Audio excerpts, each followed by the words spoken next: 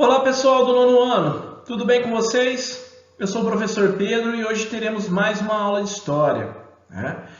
Na última aula vocês compreenderam a implantação do regime republicano no Brasil e o contexto desse processo, como por exemplo a criação de novos símbolos e heróis. Para que vocês possam acompanhar daí da casa de vocês, eu sugiro que abram na página 183 da apostila 1, certo? Vamos começar pelo tópico Uma Nova Constituição. Pessoal, para estabelecer as normas republicanas e escrever uma nova Constituição, naquele período foi convocada uma Assembleia Constituinte. Tá? A primeira Constituição do novo regime deixou claro quais grupos, a gente falou sobre militares, oligarquias, classe média urbana, burguesia, que participaram dessas mudanças, quais esses grupos tiveram maior força política para implantar o seu projeto. A primeira Constituição republicana brasileira foi promulgada em 24 de fevereiro de 1891.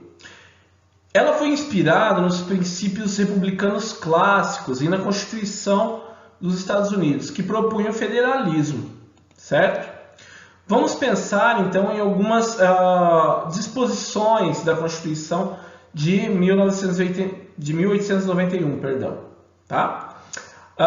Por exemplo, as antigas províncias passaram a se chamar estados, como a gente conhece até hoje, e ganharam grande autonomia administrativa, ou seja, liberdade administrativa.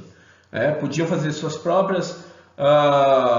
própria Constituição, um detalhe, desde que essa Constituição não entrasse em conflito com a Constituição Federal. Também era possível para os estados obter empréstimos no exterior e organizar as suas próprias forças militares. O Brasil, por sua vez, passou a se chamar República dos Estados Unidos do Brasil. Isso mesmo, O nome do Brasil, após a proclamação da República, após essa primeira Constituição, passou a ser República dos Estados Unidos do Brasil, ok? Esse modelo adotado pelo Brasil é chamado de federalismo.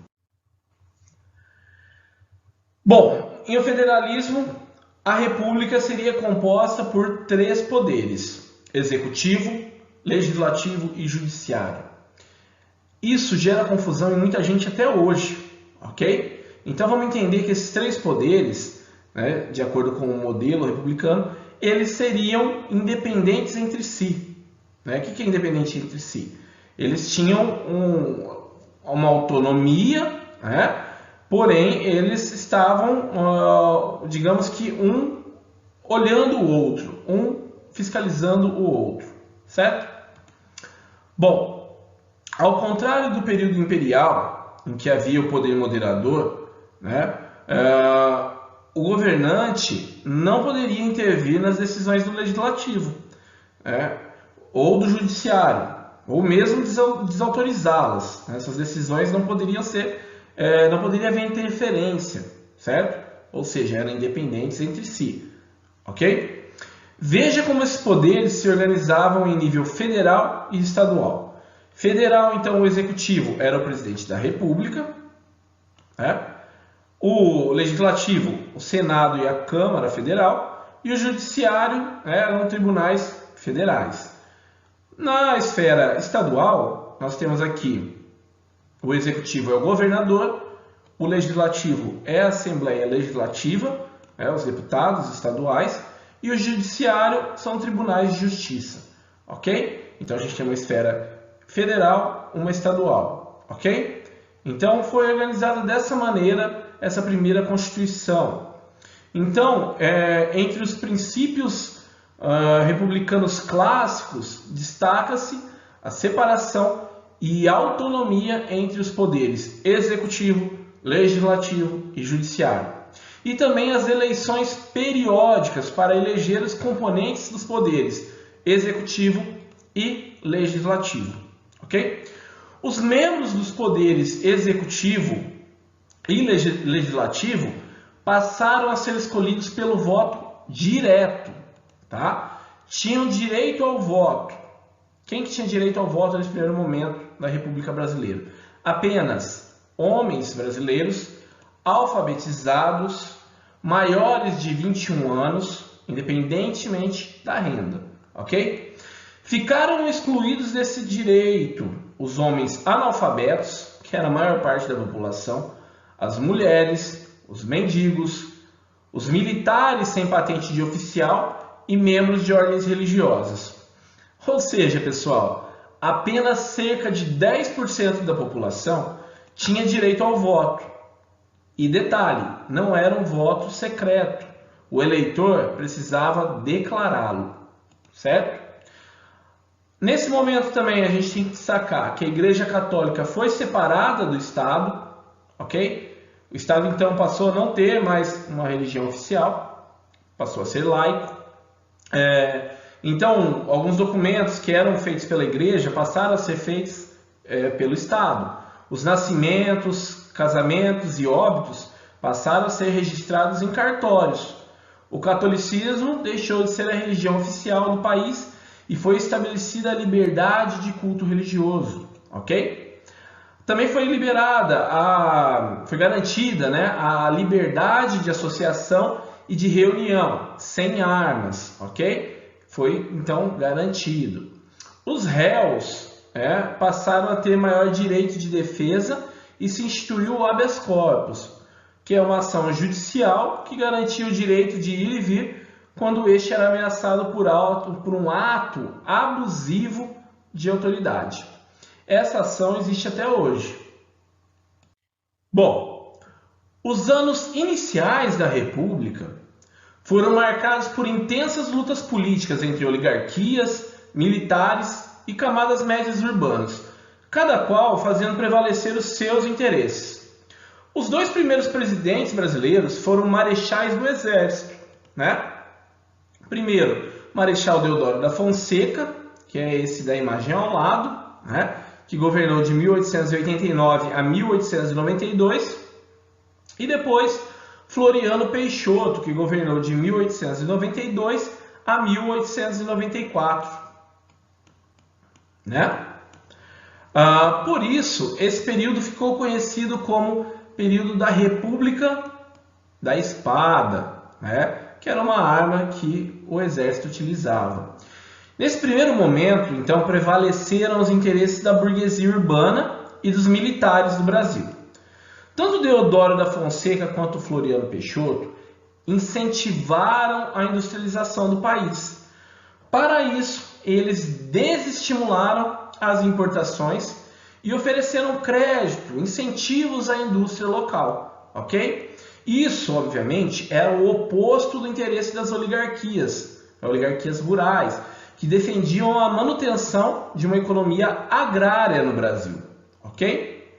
Então, eles incentivaram, nesse primeiro momento, a industrialização, certo? Porém, os proprietários rurais preferiram engolir esse descontentamento, né? Engolir o governo dos militares, a correr o risco de ver os monarquistas de novo no poder, ok? Além disso, fortalecidos pela Constituição Federalista, eles poderiam governar seus estados conforme seus interesses. Lembrando, desde que a Constituição Estadual não chocasse com a federal. Para tentar garantir os interesses das oligarquias rurais, os paulistas lançaram seu próprio candidato nas eleições presidenciais de 1894. Prudente de Moraes, indicado pelos paulistas, saiu vitorioso e governou o Brasil entre 1894, governou até o ano de 1898, certo? Foi o início de um período da história que ficou conhecido como o período da República das Oligarquias, né? Então vocês já percebem que as oligarquias tomaram, o espaço, conseguiram o espaço no governo, em que as medidas de incentivo à indústria dos primeiros governantes da República da Espada elas foram abandonadas, voltando os incentivos à agroexportação.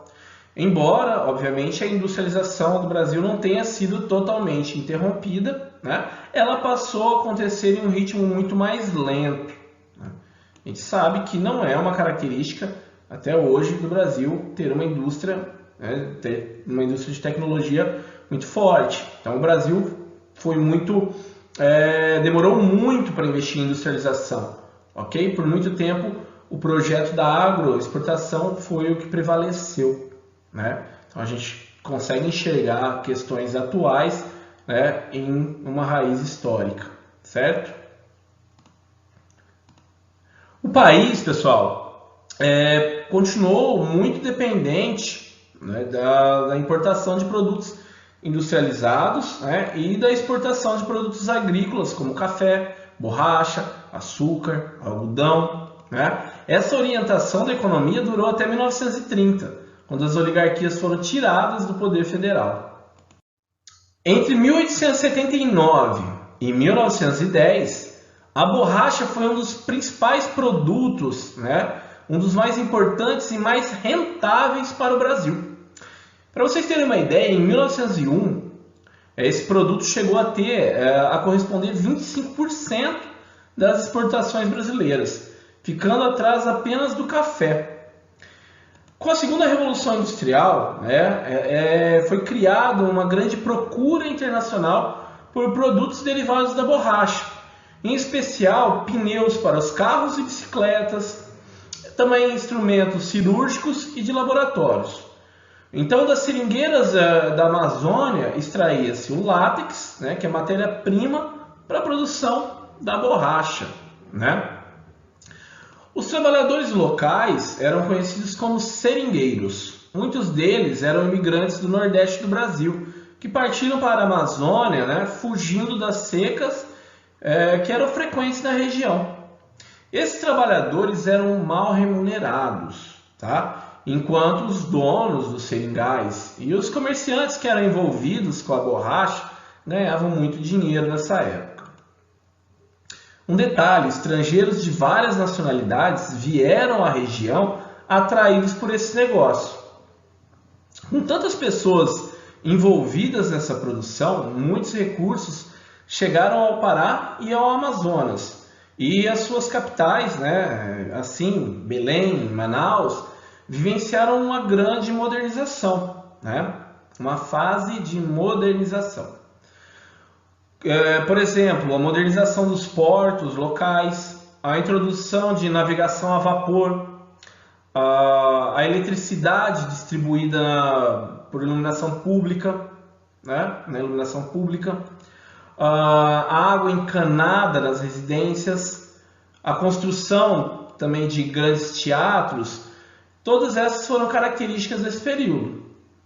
A partir do ano de 1910, a produção da borracha brasileira vai entrar em declínio, né, em queda, devido à concorrência de países com países da Ásia, certo? Países que tinham sido colonizados por holandeses, franceses e ingleses. Né? Na imagem ao lado, observe, temos uma foto do Teatro Amazonas, né, na cidade de Manaus, que era conhecida na época como Paris dos Trópicos. É uma construção da época do auge da borracha. O norte do Brasil se tornou o palco de grandes transações econômicas, também espaços de diferentes formas culturais, orquestras, companhias nacionais e internacionais de ópera, teatro, dança, canto lírico, popular, né? Foi esse momento de auge da região norte. Para garantir a continuidade dessas oligarquias no poder durante tanto tempo, foram utilizados dois mecanismos políticos: a política dos governadores e a política do café com leite. Tá? Vamos falar primeiro da política dos governadores, ok? Bom, essa política foi criada pelo presidente Campos Salles, né, que foi o quarto presidente da República, que governou entre 1898 e 1902. Esse da foto ao lado. Né? Essa estrutura garantia uma boa relação entre o governo federal e os governos estaduais. sempre de forma a garantir o interesse de ambas as partes. Os governantes apoiavam as iniciativas do presidente da República e pressionavam os deputados de seus estados para que também fizessem isso. Em época de eleições, principalmente para a Câmara Federal e para o Senado, eles atuavam para que em seus estados os candidatos leais ao governo federal saíssem vitoriosos. Caso fosse eleito um candidato da oposição, cabia ao governador denunciá-lo, denunciar ao presidente, que poderia impedir a posse do oponente através da chamada Comissão Verificadora de Poderes. O que era isso? Bom, a gente já vai ver. Entenda o seguinte: em troca do apoio ao governo federal, os governadores recebiam verbas federais e indicavam pessoas de sua confiança para cargos públicos ligados à presidência.